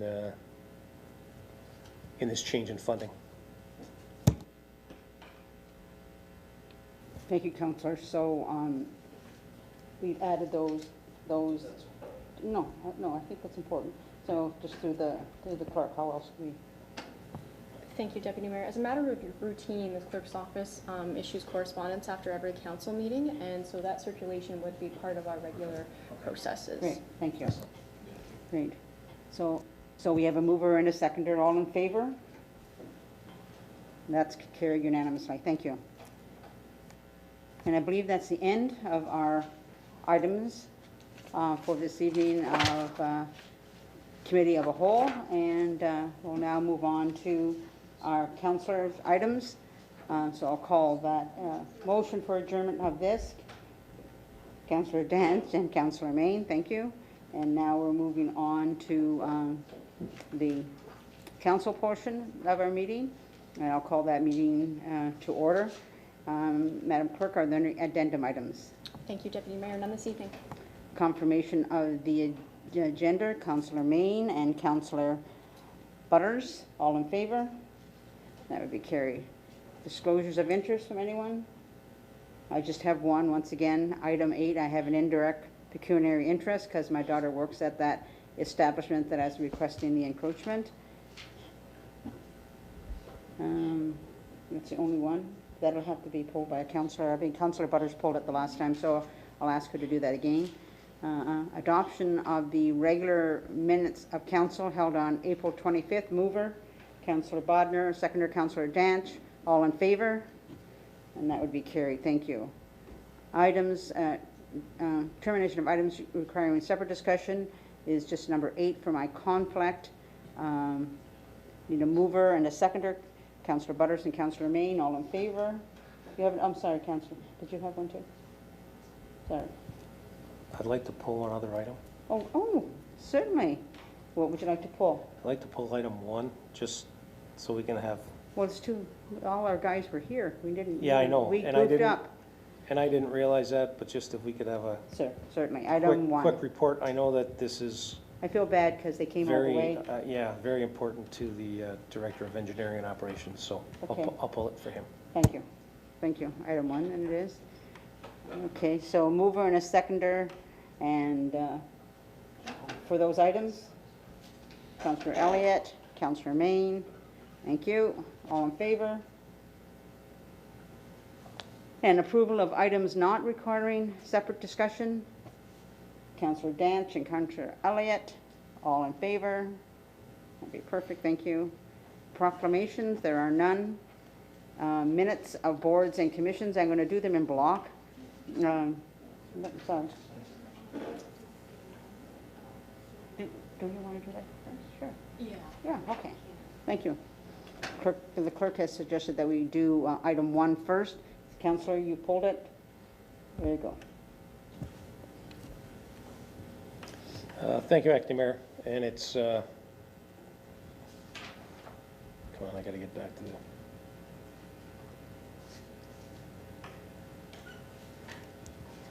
And I apologize that we didn't pull it, and I didn't realize that the consultants and everybody were going to be here. So, Ron, pass along our apologies to them. Item 1, Engineering and Operations Department, Engineering Division Report number 2016-80, subject Port Colborne Operations Center General Contractor Award. Seconder, Councillor Danch, Councillor Elliott. Thank you, Acting Mayor. And this has been a long time coming, and I would assume that there's probably a lot of people doing a happy dance over at the yard to know that this is finally going to become a reality. And I'm assuming that the engineering department is too, because after a long, arduous journey to get here, we're finally here. So that being said, I'll turn it over to Mr. Hanson. Thank you. Deputy Mayor, to members of council, we're very pleased, obviously, to bring this report forward tonight. Haven't prepared anything. We spent a better part of the day, Jim and I, trying to anticipate what the questions would be. So that was all for naught, but that's great. We weren't disappointed that it wasn't pulled, but I think you'll find the report very comprehensive. Jim's done a great job in putting together all the prices here on the summary sheet that's attached to the report. And we're going to do our best, very best, to ensure that this project stays on time and on budget. There's a lot of anticipation. We have our pre-construction meeting scheduled for, I believe, the 19th of May. And Nancy, Jim, and I are actively planning a sod turning ceremony, which will be on June the 9th at the site. Everybody, of course, will be invited to attend. The contractor, the successful contractor, was here tonight, the principals of the company. They're quite excited. They've already got a jump on the project in that they're preparing the shop drawings and getting going on everything and mobilizing their forces and their subcontractors. So they're excited as well, as are our design team of MSA Architects and Prism Partners. So full speed ahead. We've been working on this basically full bore since about 2009 to try to get this done, and so we're very happy to get this here tonight and get going on this project. For anybody that hasn't seen the schedule, they're saying 11 months, so we're hoping to be moving into this facility in June of next year, which is great. Thanks.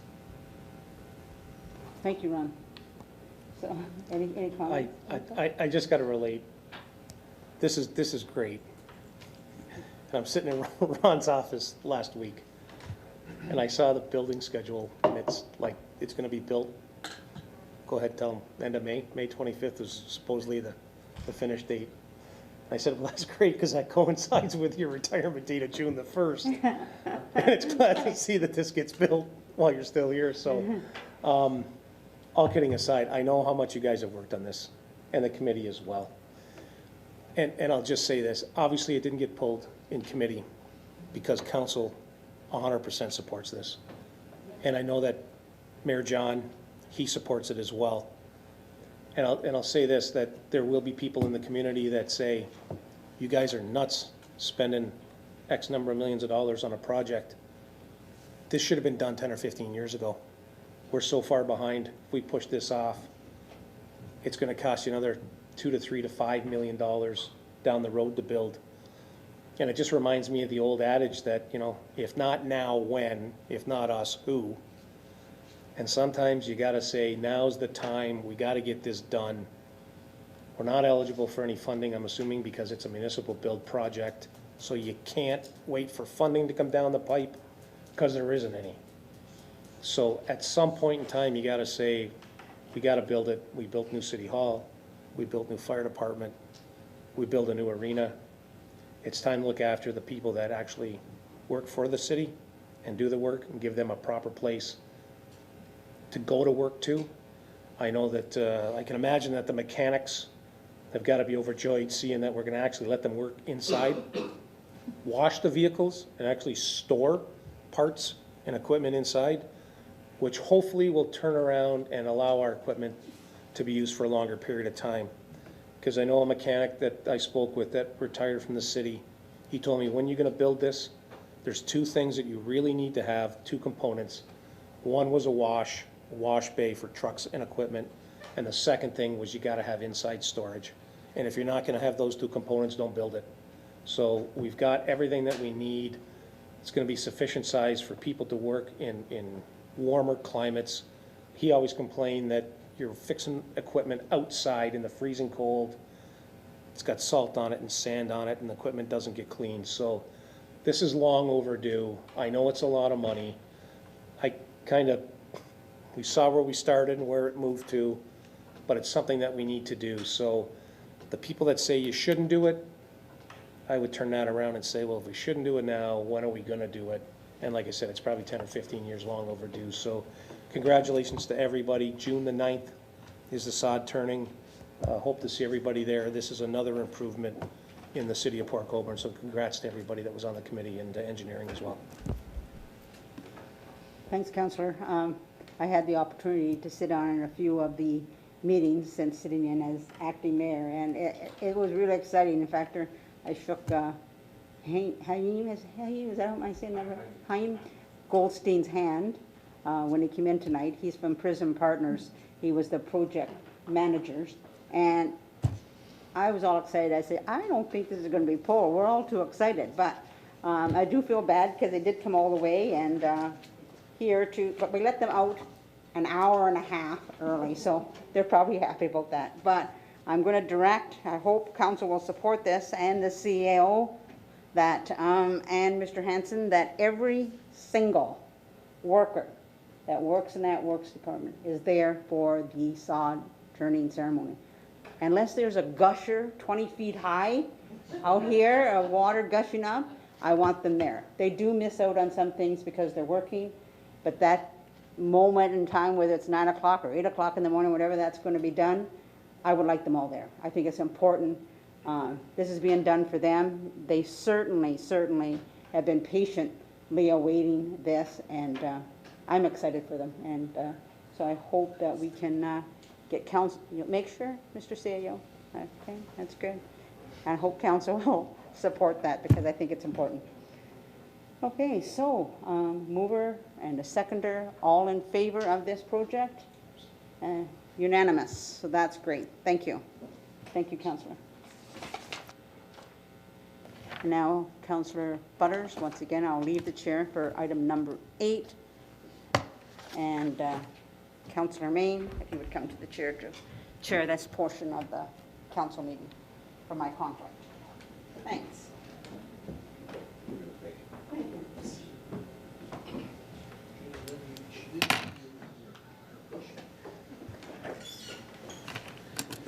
Thank you, Acting Mayor. Number 8, Councillor Butters, please. Thank you, Deputy Mayor Main. Planning and Development Bylaw Enforcement Division, report number 2016-78, subject encroachment request 268 and 260 West Street, and just identifying that this is the acting mayor's conflict lifted for her. Do you have a seconder? Any discussion? All in favor? Unanimous. Good job. Short and sweet. Yeah, he isn't getting out of his chair. Not short, not sweet.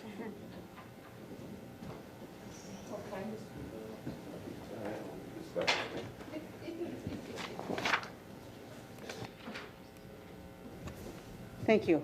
And there are no proclamations, so now we're going to move on to minutes of boards, commissions, and committees, and I'll do them in block, versus minutes of the Port Colborne Historical and Marine Museum Board of Management meeting of February 23rd and March 15th, meetings of the Port Colborne Economic Development Advisory Committee meeting of March the 30th, minutes of the East Village Neighborhood Improvement Task Force meeting of March the 15th, 2015, minutes of the Canal Days Advisory Committee meeting of March the 16th, 2016, minutes of the Port Colborne Public Library Board meeting of April the 5th, 2016. I need a mover for all those. Councillor Bodnar and Councillor Doucette, all in favor, and that would be carried. Thank you. Consideration of bylaws, Madam Clerk. Thank you, Acting Mayor. That the following bylaws be enacted and passed. Bylaw 63614116 being a bylaw to authorize entering into a contract agreement with J.R. Certis Construction regarding tender 2016-12 construction of the Port Colborne Operations Center. Bylaw 63624216 being a bylaw to appoint a member to the East Village Neighborhood Improvement Task Force. Bylaw 63634316 being a bylaw to authorize entering into a license agreement with the St. Lawrence Seaway Management Corporation and the owners of Walters and Neptune Restaurants. Bylaw 63644416 being a bylaw to authorize entering into a contract agreement with the Welland and District SPCA regarding request for services 2014-4 respecting animal control and municipal pound services. And finally, bylaw 63654516 being a bylaw to adopt, ratify, and confirm the proceedings of the Council of the Corporation of the City of Port Colborne at its regular meeting of May 9th, 2016.